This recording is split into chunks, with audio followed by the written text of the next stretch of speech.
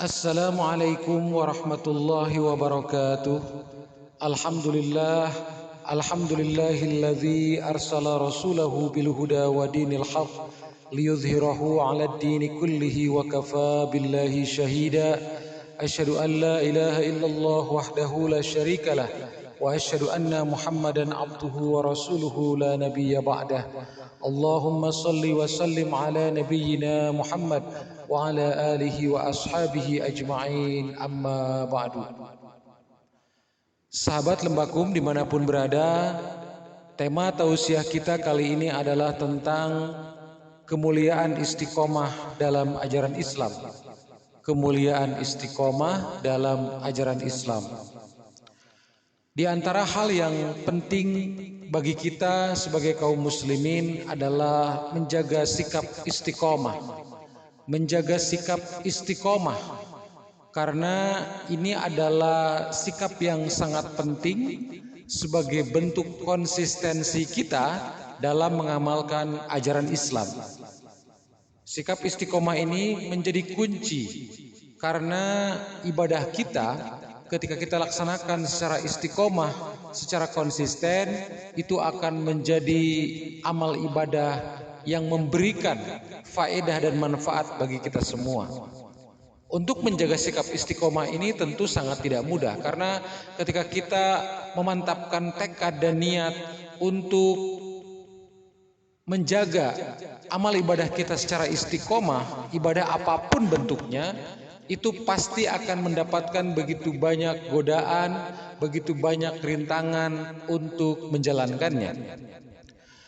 Terkait hal ini, ada sebuah hadis Rasulullah SAW yang nampaknya sangat penting untuk kita renungkan bersama.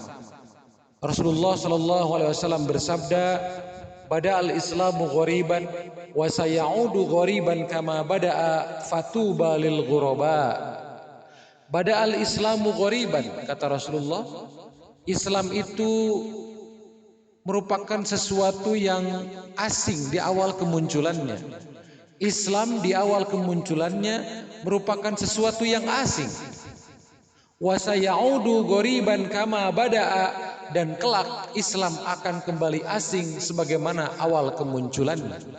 Fatuba lil ghuraba, maka berbahagialah bagi orang-orang yang asing itu. Apa maksud dari hadis Rasulullah ini? Ada 3 poin yang disampaikan dalam hadis ini. Yang pertama, bada al-Islamu ghoriban, Islam muncul dalam keadaan asing. Yang kedua adalah wasayaudu ghoriban kama bada'a, dan kelak Islam akan kembali asing sebagaimana awal kemunculannya.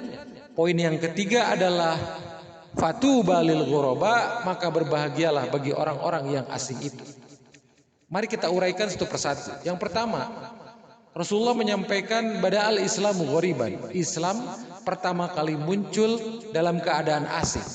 Di awal kemunculannya merupakan sesuatu yang asing. Apa maksudnya?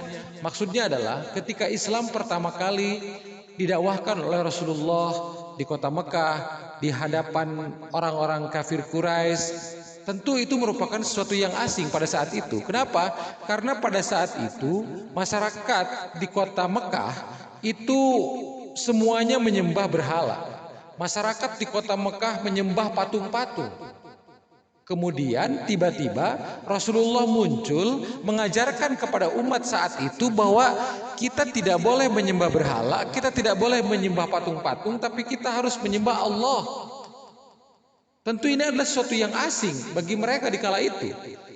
Karena kebiasaan mereka adalah menyembah berhala, menyembah patung-patung. Tiba-tiba Rasulullah mengajarkan kepada orang-orang pada saat itu, kepada umat saat itu, untuk menyembah Allah yang bagi mereka tentu tidak terlihat, sesuatu yang gaib. Ini tentu sesuatu yang asing begitu. Begitu juga ajaran Islam yang lainnya. Misalnya ya, Islam mengajarkan tentang persamaan derajat kemanusiaan. Yang membedakan itu hanya ketakwaan saja. Jadi baik orang kulit hitam, kulit putih sama. Dalam pandangan Allah yang membedakan hanyalah ketakwaan. Orang kaya, orang miskin sama nilainya. Yang membedakan hanya ketakwaan saja. Kemudian begitu juga orang merdeka dan hamba sahaya itu juga sama. Dalam pandangan Allah yang membedakan adalah ketakwaannya saja. Tentu ini merupakan sesuatu yang aneh kala itu karena di kalangan orang-orang di kota Mekah pada masa itu ada yang namanya budak, ada yang namanya hamba sahaya seperti itu tentu berbeda dengan majikan.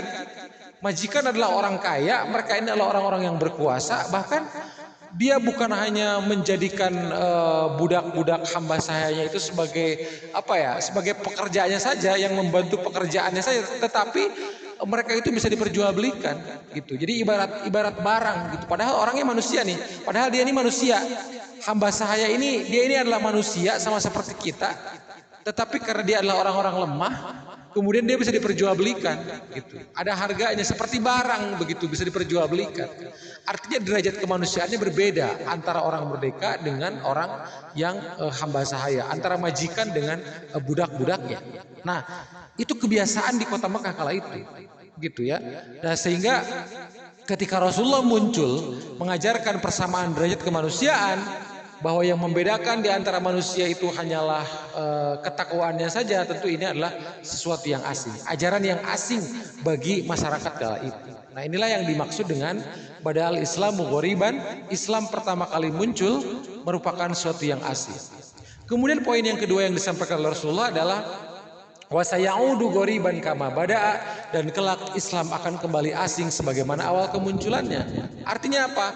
Artinya Islam itu ketika menjelang akhir zaman itu akan semakin ditinggalkan ajarannya oleh umat manusia.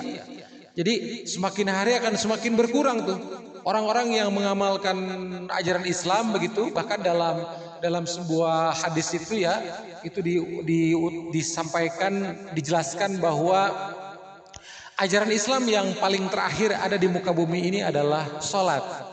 Begitu. Ajaran Islam yang terakhir ada di muka bumi ini adalah sholat. Artinya apa? Artinya akan ada masanya di dunia ini orang-orang itu dia sudah tidak mau lagi melaksanakan puasa. Ketika Ramadan nih, ketika Ramadan mereka tidak mau lagi melaksanakan puasa, sudah tidak ada lagi yang puasa. Ketika musim ibadah haji tidak ada lagi yang mau melaksanakan haji, sudah tidak ada lagi yang mau berzakat begitu, sudah tidak ada lagi melaksanakan amal-amal kebaikan lain, tapi mereka masih sholat gitu. Tapi mereka masih sholat karena sholat itu adalah amalan terakhir, ajaran Islam terakhir yang terakhir hilang dari muka bumi ini. Ketika sholat pun sudah tidak ada yang mengerjakan, maka itu tandanya sudah mendekati hari kiamat. Dalam sejumlah riwayat seperti itu dijelaskannya. Nah, artinya apa? Artinya semakin kesini itu akan semakin berkurang orang-orang yang mengamalkan ajaran Islam, begitu ya. Ajaran Islam ini akan semakin ditinggalkan oleh umat manusia sampai mendekati akhir zaman, mendekati kiamat, gitu. Nah, kemudian poin yang ketiga adalah fatuba lil ghuraba, maka berbahagialah bagi orang-orang yang asing itu. Jadi maksudnya adalah bahwa ketika Islam telah semakin ditinggalkan oleh umatnya, semakin jarang yang mengamalkannya, tapi ternyata masih ada segelintir orang-orang beriman, segelintir orang-orang yang beriman kepada Allah, mereka masih konsisten dengan ajaran Islam itu. Mereka masih mau mengamalkan Islam. Mereka masih konsisten dengan ajaran Islam. Jadi ketika begitu banyak orang, sebagian besar orang itu malas ke masjid, mereka masih mau ke masjid. Ketika sebagian besar orang malas sholat, mereka masih mau sholat. Ketika sebagian besar orang tidak mau puasa Ramadan, mereka masih mau melaksanakan puasa Ramadan. Ketika sebagian besar orang sudah tidak mau lagi berzakat, mereka masih mau untuk mengamalkan zakat dan seterusnya. Artinya orang ini adalah orang-orang yang seperti terasing di lingkungannya. Kenapa? Karena sebagian besar masyarakat di lingkungannya itu tidak mau beribadah, sedangkan mereka adalah orang yang beribadah. Artinya mereka menjadi minoritas pada saat itu. Segelintir orang, sebagian kecil orang, begitu ya. Ketika orang-orang sudah jauh dari ajaran Islam, sebagian besar sebagian besar masyarakat umat kala itu sudah jauh dari ajaran Islam, mereka ini masih konsisten, masih istiqomah dengan ajaran Islam meskipun jumlahnya sangat sedikit orang-orang ini. Sehingga dalam hadis Rasul disebutkan orang ini seperti orang-orang yang terasing. Orang-orang asing, kenapa? Karena dia orang-orang yang tidak lumrah pada masa itu. Gitu. Ketika sebagian besar orang sudah menjauh dari ajaran Islam, orang ini masih istiqomah, masih konsisten dengan Islam, masih konsisten, masih istiqomah mengamalkan ajaran Islam, sehingga kata Rasulullah, fatuba lil ghuraba, maka berbahagialah bagi orang-orang yang asing itu. Rasulullah memberikan informasi kepada kita, memberikan peringatan bahwa seperti itulah kondisi kelak di akhir zaman, bahwa orang-orang yang konsisten, yang istiqomah mengamalkan ajaran Islam itu adalah orang-orang yang sangat sedikit, yang menjadi sangat minoritas, karena sebagian besar kala itu masyarakatnya menjauh dari Islam, tidak konsisten lagi dengan amalan-amalan Islam, dan ini adalah orang-orang yang istimewa, yang tentu mereka adalah orang-orang yang teruji dari godaan, dari fitnahan dan lain sebagainya, sehingga mereka adalah orang-orang istimewa. Begitulah kemuliaan istiqomah dalam ajaran Islam. Itulah sahabat-sahabat Lembakum dimanapun berada, istiqomah ini adalah hal yang sangat penting, yang tentu tidak mudah untuk menjalaninya.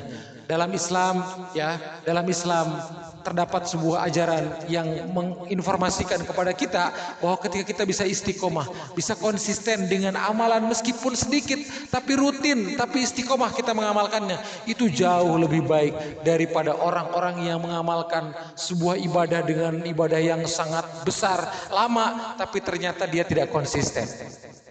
Ketika seseorang misalnya rajin membaca Al-Quran, satu halaman saja, satu hari dia membaca Al-Quran satu halaman, tapi dia konsisten tiap hari mengamalkannya, itu jauh lebih baik daripada seseorang yang satu hari mungkin dia membaca Al-Quran 3 juz misalnya. Satu hari dia 3 juz baca Al-Quran, tapi 1 bulan libur, bulan berikutnya dia baru baca Al-Quran lagi.